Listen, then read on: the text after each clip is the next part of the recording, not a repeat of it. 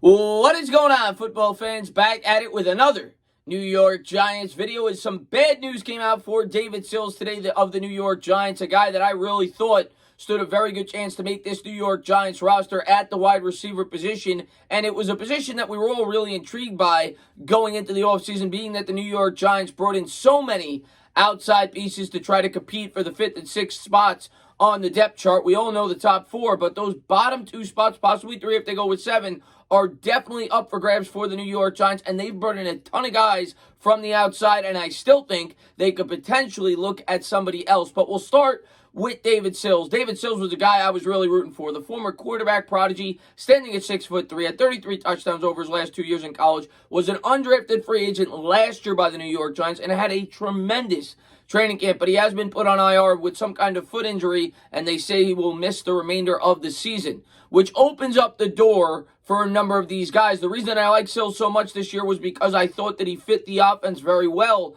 He was a tall threat on the outside, something that this offense doesn't really possess. Well, the New York Giants may very well have somebody on the outside that they could look to bring in, that the Arizona Cardinals just cut in Hakeem Butler, but I'll get to him in a second. I'll talk about some of the options on this roster as is. The New York Giants just brought in, about 3 days ago, Johnny Holton, who's been in the NFL now for 4 years, and I think he stands a good chance to make this team. I think he'll replace the Cody Core role if he does. If Holton makes this team, it'll be for special teams purposes. I don't expect him to be a guy that they think will go out there and catch balls, but could be a guy that really helps in that gunner role, something that he did very well last year with the Pittsburgh Steelers. And if he makes the team, it would be because of that. And if he does make the team, well, that only leaves one roster spot for a number of players. And all the undrafted free agents that we've talked about, the 2 Ohio State teammates with, of course, Benjamin Victor. You have Austin Mack. You have Alex Bachman, who was at a very strong training camp and maybe the favorite to make this team at this point.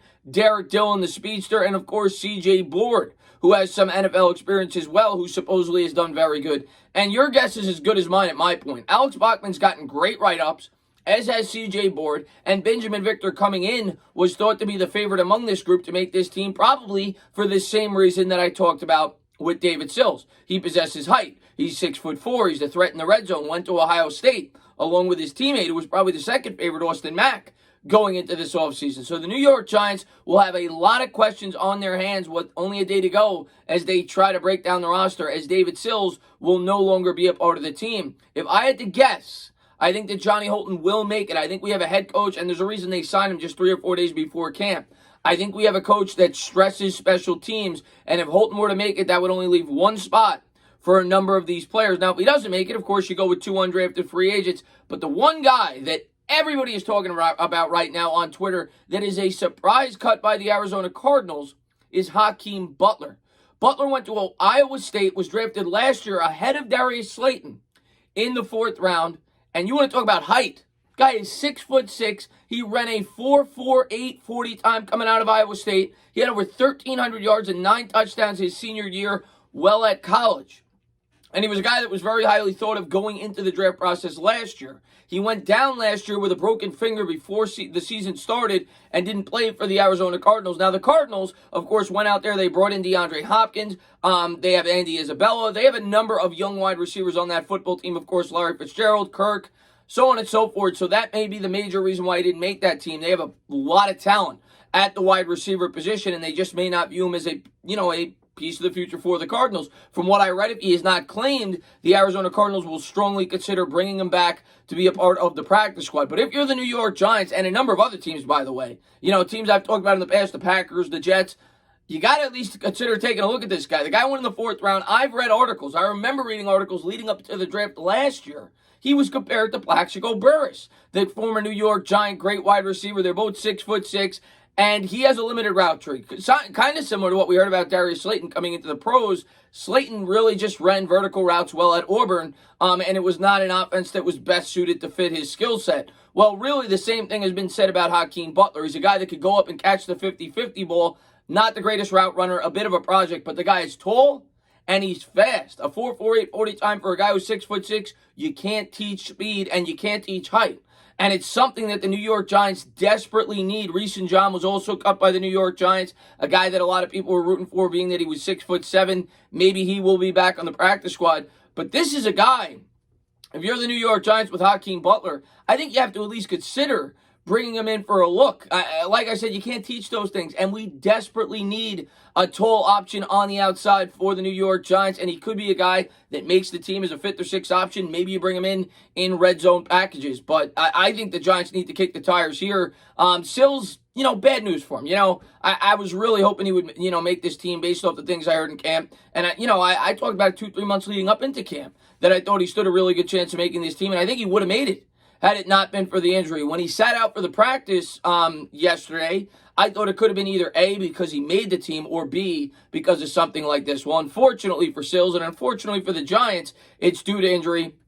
The good news is we brought in so many guys that I don't think it's that big of a hit at all. I think a lot of these guys could step up. They've all had tremendous training camps. If you listen to a lot of the reports, Austin Mack, I haven't talked a lot about him, but he's gotten great write-ups. Bachman, like I said, a versatile wide receiver that you can move both inside and out, has really impressed at camp, and I would not be surprised at all if he makes this roster. As a matter of fact, I had him on my final 53 before we went out there and signed Holton. Holton, I think, is definitely favored to make this team due to the fact that we signed him as late as we did and the fact that we have a head coach that stresses special teams. C.J. Board could definitely make it as well. I mean, all these guys have gotten great write-ups, and Derek Dillon possesses 4.26 speed at LSU. Of course, he was kind of, on the back end of that roster, being that they had so many talented wide receivers while he was there. But he's definitely a guy that maybe could help in special teams as well with that speed. Do I think he'll make it?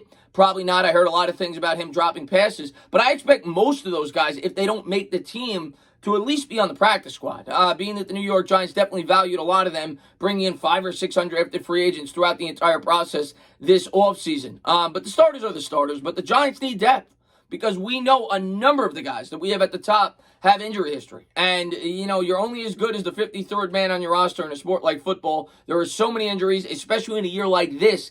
Depth is so important. So there's a good chance that a lot of these guys will get opportunities throughout the season, and they have to remain ready. But Hakeem Butler is a guy, and I've already seen Jets fans talking about it. I've seen fans around the entire league, Giants fans talking about it. He's a guy that was highly regarded going into last year's draft, and he has the type of skill set that us as New York Giants fans feel like we need at the wide receiver position. I think the New York Giants would be foolish if they didn't at least kick the tires, and just because they finalize the 53-man roster tomorrow doesn't mean that they can't continue to look at Hakeem Butler and think about bringing him in for this wide receiving core. Makes sense to me. I think they need to at least give him an opportunity. Now, you have to figure out why he was cut by Arizona. Arizona invested a 4th-round pick in this kid, and they gave up on him after 1 year. He did have an injury last year, like I said, to his finger, and they do have a lot of talent at the wide receiver position after they've invested a lot of early picks at the position and, of course, traded to bring in DeAndre Hopkins. But regardless, got to at least find that out, and maybe he could make sense for the New York Giants. As always, guys, if you liked what you watched, please subscribe. Drop a comment. Maybe give me a little thumbs up. Cheers.